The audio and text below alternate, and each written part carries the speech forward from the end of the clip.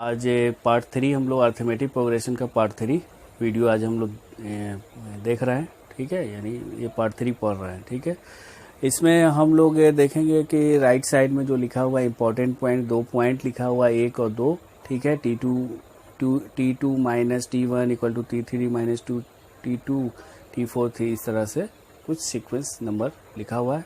इसको हम लोग देखेंगे। फिर Tn बराबर a प्लस n माइनस 1 का d है। ठीक है, और नीचे कुछ क्वेश्चन दिया हुआ है, 2 क्वेश्चन आपका दिया हुआ है।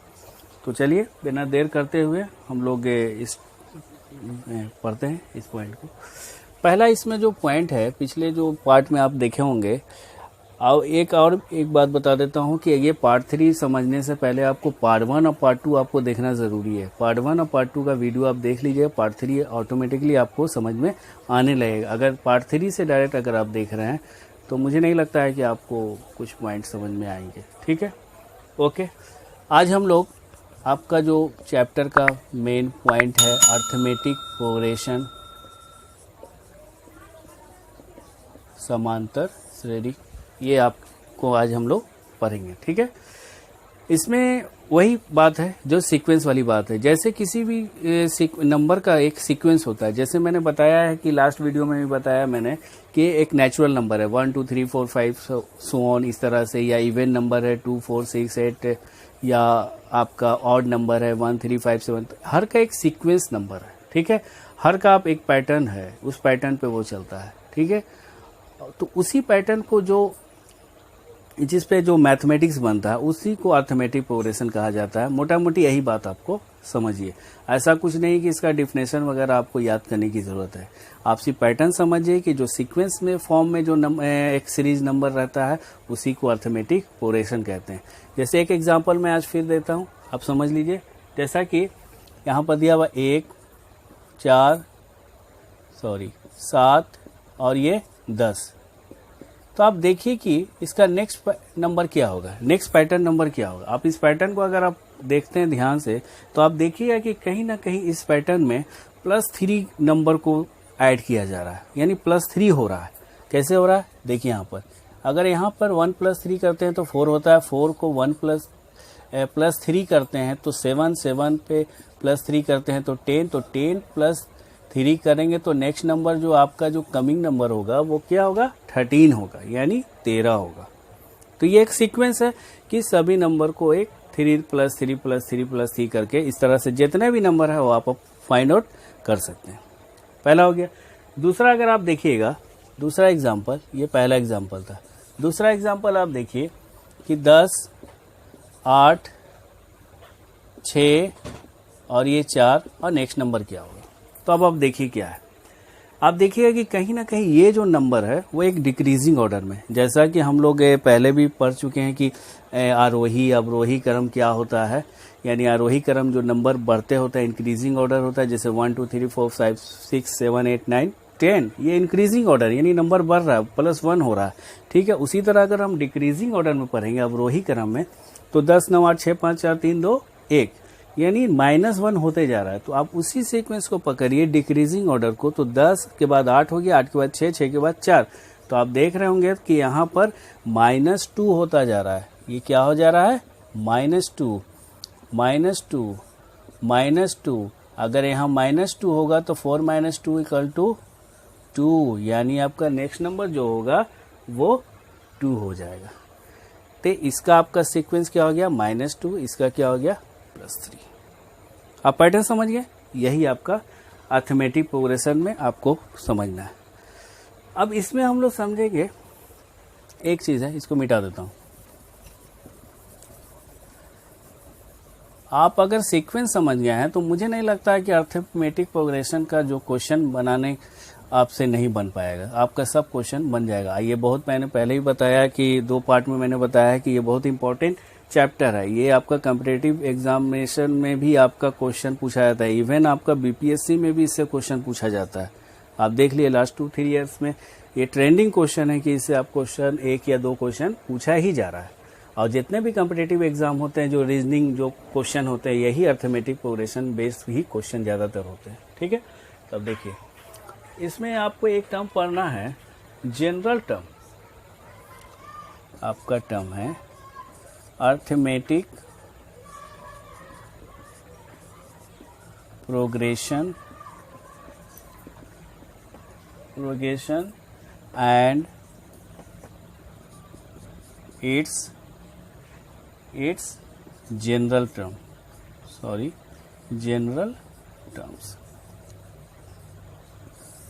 यानी समांतर श्रेणी और उसके व्यापक पद, उसका व्यापक पद।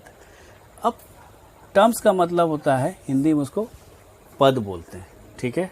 पद माने टर्म्स, टर्म 1, टर्म 2, जिस तरह से देखिए आप एग्जाम आप देते हैं, एग्जाम जैसे स्कूल में होता है, फर्स्ट टर्म का एग्जाम हुआ, सेकंड टर्म हो गया, फिर फाइनल टर्म हो गया, तो ये एक सीक्वेंस होता है, ठीक है। पहले आप एग्जाम आपको देते हैं तो छमाही, तिमाही, वार्षिक, इस तरह का जो होता है वो एक सीक्वेंस में परीक्षा होता है, इतने महीनों बाद होता है, वही एक टर्म है। इसी तरह को टर्म को पढ़ते हैं। तो इसमें जो आप मान लिया जाए एक टर्म है, मान लेते हैं एक एग्जाम्पल, शुरू का ही एग्जाम्पल ले लेते हैं कि 1 है, 4 है, 7 है और ये 10 है। तो आप यहाँ पे देखिए कितने टर्म है, 4 टर्म है, 1, 2, 3 और ये 4, ठीक है। तो इसको अगर हम टर्म से दिखाना चाहते हैं तो पहली संख्या, दूसरी संख्या, तीसरी संख्या, चौथी संख्या, संख्या के हिसाब से भी आप उसी तरह बोल सकते हैं, पहली संख्या, दूसरी संख्या, तीसरी संख्या। अगर टर्म भी बोले तो first term, second term, third term और फोर्थ टर्म, हो गया। 5, 6, 7 जितना भी आपका टर्म्स हो सकता है, उसके लिए कोई बाउंडेशन है, ना ही कोई रिस्ट्रिक्शन है, ठीक है। तो इसको आपको संख्याओं के अनुक्रम में किस तरह से फॉर्मूला आप सेट करेंगे, तो वही आपको इसमें सीखना है, ठीक है। संख्याओं का अनुक्रम मान लेते हैं अगर हम कि ये इसको A मान लिया, A1, और इसको A2 और इसको A3 और इसको A4, A1, A2, A3, A4, ये आपका एक सीक्वेंस चल रहा है, एक अनुक्रम चल रहा है। अब इसके नंबर को अगर हमको फाइंड करना है, इसके डिफरेंसेस पता करना है, यानी डिफरेंसेस का मतलब होता है पद अंतर, 1 पद, 2 पद, 3 पद, 4 पद। तो ये दोनों के पद का जो अंतर होगा, डिफरेंसेस होगा, यानी term 1 and term 2 differences of that, ठीक है। तो that is called the differences, ठीक है। ये आपको कॉमन डिफरेंस, आप इसको कॉमन डिफरेंस भी समझ सकते हैं। तो अगर ये कॉमन डिफरेंस है तो जनरली हम लोग क्या करते हैं, यहाँ पर आप ऊपर आपको मिटा देता हूँ मैं, यहाँ पे बोर्ड थोड़ा छोटा है इसीलिए बार बार मिटाना पड़ता है। आप फिर भी आप उसको नोट करते चलिए, बार बार पॉज करके वीडियो को देखिए और उसको समझिए। तो यहाँ पर अगर हम ये दोनों का टर्म्स का अगर हम कॉमन डिफरेंस निकालते हैं तो आप जनरली 4 - 1 = 3 आपका। तो ये कॉमन डिफरेंस आपका क्या हो गया, ये आपका जो हो गया कॉमन डिफरेंस हो गया, कॉमन डिफरेंस यानी पद अंतर, पद अंतर, पदांतर या पदंतर जो भी बोलते हैं, ठीक है। कॉमन डिफरेंस हो गया। अगर इसको हम A1 माने हुए थे, इसको A2 माने हुए थे, तो ये क्या सीक्वेंस हुआ, A2 - A1 = D, क्या ये नहीं हो गया कॉमन डिफरेंस। उसी तरह अगर हम देखते हैं कि अगर ये दोनों का कॉमन डिफरेंस पता करेंगे तो 7 - 4 करते हैं, तो यानी A3 - A2 बराबर ये भी D1 हो गया, इसका वैल्यू भी बराबर हो जाएगा। उसी तरह का आप A4 - A3 करेंगे तो ये भी एक कॉमन डिफरेंस निकल गया। अब देखिए कि जो भी नंबर सीक्वेंस नंबर जो दिया हुआ है, तो अगर आप एक दूसरे से माइनस कीजिएगा या प्लस कीजिएगा, ये जो पैटर्न में है उसका डिफरेंस जो कॉमन डिफरेंस होगा वो एक जैसा ही होगा, तभी हम बोल सकते हैं कि ये नंबर अनुक्रम में है। ये जो सीरीज जो आपका दिया हुआ, जो श्रेणी दिया हुआ है, वो अनुक्रम में है, यानी सीक्वेंस में है।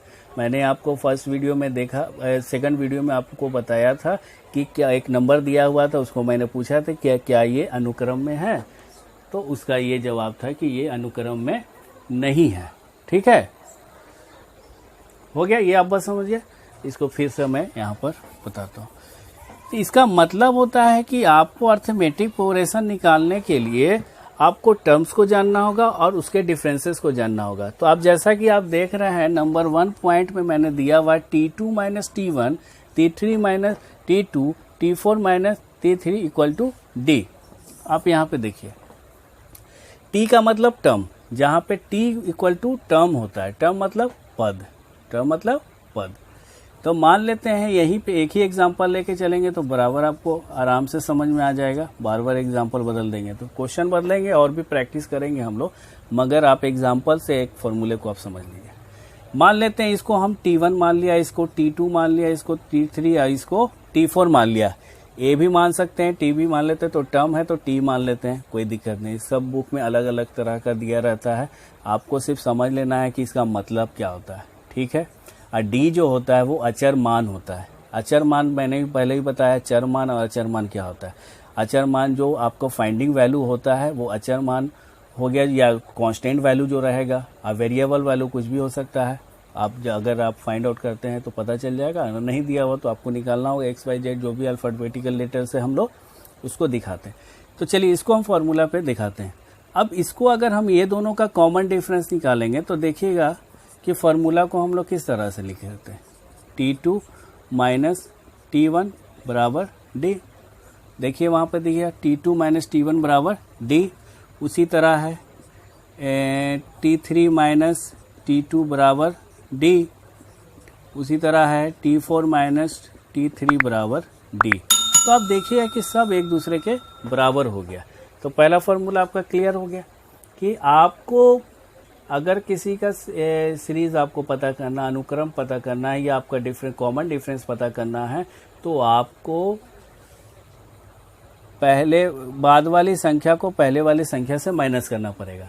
यानी मैंने बाद वाली संख्या को पहली वाली संख्या से माइनस किया, यानी 4 माइनस 1 किया तभी ना 3 आया। उसी तरह 7 माइनस 4 किया तभी ना 3 आया। 10 माइनस 7 किया तभी तो 3 आया।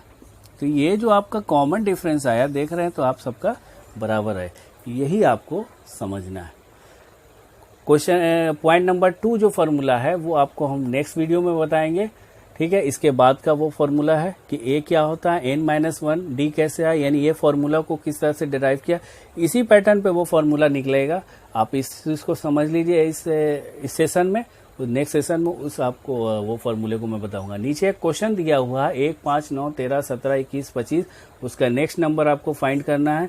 उसी तरह क्वेश्चन नंबर 2 है 5/2, 3, 7/2, तो नेक्स्ट नंबर क्या होना चाहिए। तो ये आप अपना फाइंड आउट कीजिए और बनाने की कोशिश कीजिए। हमको पूरी उम्मीद है कि आपसे बन जाएगा। अगर नहीं बनता है तो नेक्स्ट क्लास में हम लोग इस क्वेश्चन को डिस्कस करेंगे क्या हुआ। अगर आप वीडियो अगर आपको अच्छा लगा तो लाइक, शेयर और सब्सक्राइब कीजिए चैनल को, और दोस्तों को भी शेयर कीजिए ज़्यादा से ज़्यादा, और कमेंट ज़रूर कीजिए। कमेंट से क्या होता है कि हमको पता चलता है कि इस वीडियो में क्या कमी रह गई और क्या छूट गया है, और उसको अगले वीडियो में उसको मैं जोड़ सकता हूँ, ठीक है। Thank you.